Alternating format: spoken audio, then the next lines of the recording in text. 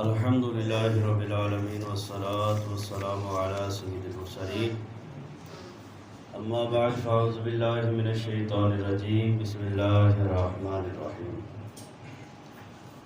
میرے محترم بزرگوں اور دوستوں، آج کی ہماری گفتگو کا عنوان تو زکوٰۃ کی اہمیت تھا، لیکن چونکہ ہم ایک دن پہلے زکوٰۃ پر گفتگو کر چکے ہیں تو اس دن کا موضوع تھا کسب حلال، رزق حلال کمانا۔ اسی موضوع پر آپ گفتگو کریں گے انشاءاللہ۔ رزق حلال کمانا یہ عین عبادت ہے، اور ایک مسلمان پر رزق حلال کمانا اور کھانا یہ لازمی ہے۔ بلکہ ایک حدیث پاک میں آیا، حضرت عبداللہ رضی اللہ تعالیٰ عنہ روایت کرتے ہیں، نبی پاک صلی اللہ علیہ وسلم نے ارشاد فرمایا، طلب کسب الحلال فریضۃ بعد الفریضہ، کہ دیگر فرض چیزوں کے بعد ایک فرض رزق حلال کمانا بھی ہے۔ جس طرح نماز، روزہ، زکوٰۃ، حج یہ فرائض ہیں، اسی طرح ایک فرض رزق حلال کمانا بھی ہے۔ اور رزق حلال کے لیے دو چیزیں کم از کم ضروری ہیں۔ ایک یہ کہ آپ جو رزق کما رہے ہیں وہ حلال ہو، اور دوسرا وہ حلال طریقے سے حاصل بھی کیا گیا، وہ چیز بھی حلال ہونی چاہیے اور حلال طریقے سے حاصل بھی کی گئی ہو۔ میرے آقا علیہ الصلوۃ والسلام نے رزق حلال کی اہمیت کو بیان کرتے ہوئے ارشاد فرمایا، جو بندہ ہمیشہ رزق حلال کھاتا ہے، ہمیشہ رزق حلال کا ہی التزام کرتا ہے، یہاں تک کہ ایک لقمہ حرام کی بھی اس میں ملاوٹ نہیں ہونے دیتا، فرمایا اللہ تبارک و تعالیٰ ایسے بندے کے دل میں ایمان کا نور پیدا فرما دیتا ہے، اور فرمایا اس بندے کے دل پر اللہ تبارک و تعالیٰ حکمت کے چشمے جاری فرما دیتا ہے۔ معمولی چیز نہیں ہے۔ اور سورہ مؤمنون میں 18ویں پارے میں اللہ تبارک تعالیٰ نے اپنے خاص پیغمبروں اور رسولوں کو مخاطب کر کے فرمایا، یا ایھا الرسل کلوا من الطیبات واعملوا صالحا، فرمایا اے میرے پیغمبروں رزق حلال کھاؤ اور نیک عمل کرو۔ انبیاء کرام کو یہ حکم دیا جا رہا ہے۔ تو مفسرین کرام اس آیت کریمہ کے تحت فرماتے ہیں کہ اس آیت میں اللہ تعالیٰ نے دو حکم دیے، ایک یہ کہ رزق حلال کھاؤ، دوسرا فرمایا کہ نیک عمل کرو، لیکن ان دونوں میں بھی پہلے رزق حلال کا ذکر کیا۔ تو فرماتے اس سے پتہ چلتا ہے عمل اسی کا نیک ہوتا ہے جس کے پیٹ میں لقمہ حلال کا ہو۔ پہلے اپنا رزق حلال کا بنانا پڑے گا، پھر نیک اعمال صادر ہوں گے۔ اور میرے محترم اسلام بھائیو، ایک روایت میں آتا ہے کہ نبی پاک صلی اللہ علیہ وسلم نے ارشاد فرمایا، اللہ تعالیٰ پاک ہے اور وہ پاکیزہ چیزوں کا ہی حکم دیتا ہے، اور وہ پاکیزہ چیزوں ہی کو شرف قبولیت عطا فرماتا ہے، اور فرمایا اس نے مومنوں کو بھی اسی چیز کا حکم دیا جس چیز کا اپنے پیغمبروں کو حکم دیا۔ پھر یہی آیت کریمہ نبی پاک صلی اللہ علیہ وسلم نے ارشاد فرمائی، یا ایھا الرسل کلوا من الطیبات واعملوا صالحا، کہ اے میرے پیغمبروں رزق حلال کھاؤ اور نیک عمل کرو۔ اس لیے بہت ضروری ہے، بہت ضروری ہے۔ دیگر جتنی بھی مشقتیں، عبادتیں ایک سائڈ پہ رہ جاتی یہ یاد رکھیے۔ حضور علیہ الصلوۃ والسلام نے فرمایا، ایک بندہ دور دراز کا سفر کر کے آتا ہے، اس کے کپڑوں پر گرد ہے، بالوں پر گرد ہے، وہ آگے رب کی بارگاہ میں دعائیں کرتا ہے، فرمایا اس کی کیسی دعا قبول ہو جبکہ اس کے پیٹ میں ہی حرام ہے، اس کے بدن پر کپڑے بھی حرام کے، وہ سارا کچھ ہے ہی اس کا معاملہ ناجائز، تو فرمایا اس کی دعا کیسے قبول ہوگی۔ اور حضرت سعد بن وقاص رضی اللہ تعالیٰ عنہ حضور علیہ الصلوۃ والسلام کی بارگاہ میں عرض کرتے ہیں، یا رسول اللہ صلی اللہ علیہ وسلم، آپ میرے لیے دعا کر دیں کہ اللہ تعالیٰ مجھے مستجاب الدعوات کا مرتبہ عطا فرما دے۔ مستجاب الدعوات کسے کہتے ہیں؟ کہ جس کی دعائیں قبول ہوں۔ ادھر وہ دعا کرے تو ادھر سے رب تعالیٰ قبول بھی فرما لے۔ حضور میرے لیے دعا کر دیں کہ اللہ مجھے مستجاب الدعوات بنا دے۔ میرے آقا علیہ الصلوۃ والسلام نے فرمایا، اے سعد ہمیشہ رزق حلال کھاتا رہے، اللہ تعالیٰ تجھے خود ہی یہ مقام عطا فرما دے گا۔ ہمیشہ رزق حلال کھا، اس چیز کا تو التزام کر۔ پتہ چلا کہ یہ انہی کے ساتھ خاص نہیں ہے، جو بندہ بھی ہمیشہ رزق حلال کی تمنا کرتا ہے تو اور اس کا اہتمام کرتا ہے، اللہ تعالیٰ اسی کی مرتبہ مقام عطا فرماتا ہے۔ اور حرام کی ایک لقمہ اور ایک روپیہ بھی کتنا خطرناک ہے۔ میرے آقا علیہ الصلوۃ والسلام نے فرمایا اگر کوئی بندہ ایسا لباس پہنے کہ جس کے 10 حصوں میں سے 9 حصے رزق حلال ہو، ایک حصہ حرام کا ہو، فرمایا اس کپڑوں میں پڑی ہوئی نماز اللہ تعالیٰ قبول نہیں فرماتا ہے جی۔ آپ حساب لگا لیں، 1000 روپے کا اگر سوٹ آیا ہے تو 900 روپے حلال کا ہے، 100 روپیہ حرام کا ہے، فرمایا اس سوٹ میں پڑی ہوئی کپڑوں میں پڑی ہوئی نماز قبول نہیں ہوگی۔ اور ایک جگہ فرمایا جس بندے کے پیٹ میں ایک حرام کا لقمہ چلا جائے نا تو اللہ تبارک و تعالیٰ 40 دن تک اس کی دعا قبول نہیں کرتا۔ آج یہ ہمارے یہاں شکایت بہت عام ہو گئی ہے کہ ہماری دعا نہیں قبول ہوتی، بڑیاں دعاواں کری دی ہیں جی، لیکن ہمیں ساتھ ہی ساتھ اپنے نامہ اعمال پر، اپنے رزق حلال پر خود تنہائی میں بیٹھ کے سوچنا چاہیے کہیں اس میں کمی تو نہیں آ گئی ہے جی، اس میں کمی تو نہیں ہے کہیں، اور اس میں کمی کئی طریقے سے ہو سکتی ہے۔ ایک یہ کہ بندہ کاروبار تو کر رہا ہے لیکن جھوٹ بول رہا ہے، یہ بھی روزی کو حرام کی طرف لے جاتا ہے۔ ایک بندہ کاروبار کر رہا ہے لیکن کم تول رہا ہے، یہ بھی حرام کی طرف لے جاتا ہے۔ ایک بندہ جاب کر رہا ہے، اس کو جو طے ہوا ہے کہ تو نے یہ کام کرنے، اتنے ٹائم کرنی ڈیوٹی اور اتنی تیری پے ہے، وہ ٹائم ہی نہیں پورا دے رہا، وہ کام ہی نہیں صحیح کر رہا، تو یہ ساری صورتیں جو ہے نا، یہ اب بندے کے رزق کے اندر حلال کے علاوہ کسی اور چیز کی آمیزش کر دیتا ہے۔ اور پھر یہ ایسا کام ہے رزق حلال کمانا، اللہ تعالیٰ کے انبیاء پیغمبر جو ہیں انہوں نے اپنے رزق حلال کمانے کے لیے کچھ نہ کچھ کسب کیا ہے جی۔ تفسیر عزیزی میں لکھا ہوا ہے کہ حضرت آدم علیہ السلام کھیتی باڑی کیا کرتے تھے، مطلب کہ ابو البشر ہیں، تمام انسانیت کے باپ ہیں، اس کے باوجود آپ کھیتی باڑی کرتے تھے ہے جی۔ اور حضرت نوح علیہ السلام نجار تھے، بڑھائی کا کام کرتے تھے۔ حضرت ادریس علیہ السلام درزی تھے، کپڑوں کی سلائی کا کام کرتے تھے۔ یہ انبیاء کرام ہیں، وہ کام کر رہے ہیں۔ اور پھر اسی طرح حضرت ہود علیہ السلام ہیں، حضرت صالح علیہ السلام، یہ دونوں تجارت کیا کرتے تھے۔ حضرت شعیب علیہ السلام انہوں نے بکریاں چرائی ہیں، اور حضرت ابراہیم علیہ السلام بھی کھیتی باڑی کرتے تھے۔ حضرت سلیمان علیہ السلام جو نبی ہونے کے ساتھ ساتھ پوری دنیا پر اللہ تعالیٰ نے ان کو حکومت بھی عطا فرمائی تھی، ہوا ان کے حکم کے تابع تھی، جانور ان کے حکم کے تابع تھے، پرندے چرند سارے آپ کی بارگاہ میں حاضری لگواتے تھے۔ لیکن یہ رزق حلال کیا کرتے تھے، یہ کھجوروں کے پتوں سے مختلف چیزیں بنا کے، بوریاں بنا کے، ٹوپیاں بنا کے، یہ فروخت کر کے اپنی زندگی کا گزر بسر کرتے تھے۔ یہ نہیں کہ شہنشاہ ہو کے بیٹھے۔ اور میرے امام الانبیاء حبیب کبریا صلی اللہ علیہ وسلم نے ابتداءً بکریاں چاری اور بعد میں حضور علیہ الصلوۃ والسلام نے تجارت کی ہے جی۔ تو انبیاء کرام سارے خود اپنے رزق حلال کے لیے کوئی نہ کوئی ذریعہ حلال اپناتے ہیں، اور یہ ضروری ہے۔ نبی پاک صلی اللہ علیہ وسلم ایک جگہ تشریف فرماتے صحابہ کے ساتھ صبح، تو ایک شخص صبح گھر سے نکلا اور دکان میں گیا، یعنی دکان کاروبار کے لیے۔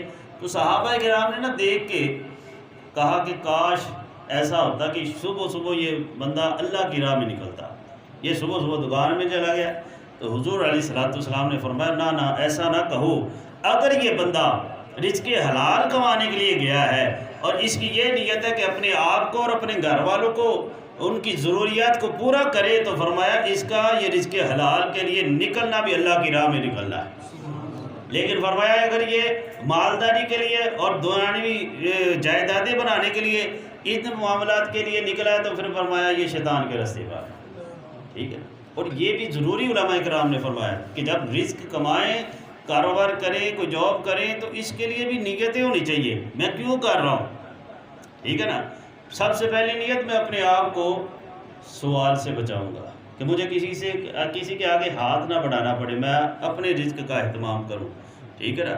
پھر اپنے اہل خانہ کے ضرورتوں کا اہتمام کروں کہ ان کو کسی کے سامنے ہاتھ نہ پھیلانا پڑے۔ اور فرمایا اگر اس سے زیادہ کمانا چاہتے ہو تو پھر تمہیں نیتیں کرنی پڑے گی کہ میں اپنے دیگر رشتہ دار اور اپنے اہل محلہ ان کی بھی ضرورتیں پوری کروں گا۔ اور اگر اس کے بغیر تم ویسے صرف اپنی جائیدادیں بنانے کے لیے کماتے جا رہے ہو اور کوئی تیری نیتیں نہیں، تو پھر اپنے یہ سوالیہ نشان ہے کہ یہ کیوں کر رہا ہے، اس میں نیت کیا ہے جی۔ اور حضرت عمر فاروق رضی اللہ تعالیٰ آپ رزق حلال کمانے کی اس کی اہمیت کو بیان کرتے فرماتے مجھے یہ پسند ہے کہ میں اپنے اہل خانہ کے لیے رزق حلال کمانے کے لیے گھر سے نکلوں اور مجھے راستے میں موت آ جائے، کیونکہ یہ افضل ترین کام ہے، افضل ترین کام کرتے ہوئے موت آنا یہ بڑی سعادت مندی کی بات ہے جی۔ اور حضور علیہ السلام نے یہی فرمایا جو بندہ رزق حلال کماتا ہے اس کی نیت صرف یہی ہو اپنے آپ کو اور اپنے گھر والوں کو سوال سے بچانا ہے، ان کی ضرورتوں پوری کرنی اور رشتہ داروں کی مدد کرنی ہے، تو فرمایا ایسے بندے کا چہرہ کل قیامت کے دن 14ویں رات کے چاند کی طرح چمک رہا ہو۔ اور بڑے بڑے بزرگان دین بھی کسب کے لیے کچھ نہ کچھ کرتے رہے۔ حضرت ابراہیم بن ادم رضی اللہ تعالیٰ یہ بہت بڑے ولی اللہ گزرے، ان کے بارے میں آتا ہے امام روز الحی فرماتے ہیں کہ میں نے ان کو دیکھا کہ انہوں نے لکڑیوں کا گٹھا اپنے سر پر اٹھایا ہوا،